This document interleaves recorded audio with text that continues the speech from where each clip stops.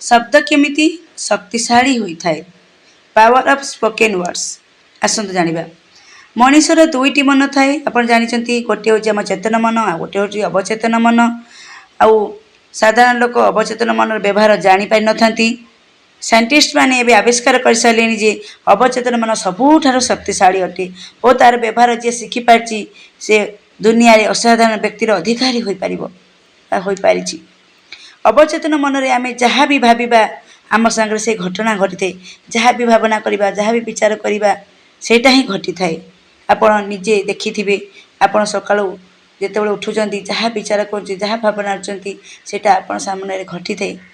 ताहाले कौन करिबा आमे केमिति परिवर्तन करिबा ताहाले हमर प्रतिदिनर कार्यकलाप बदलैको पड़िबो।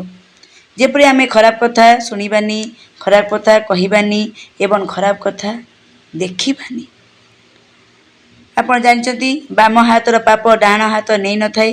तेनुकरी आमे जदि प्रकृति आम भितर से भल भावना स्रोत प्रकट करिबा ताहाले हमर परिस्थिति निश्चय बदली जिवो।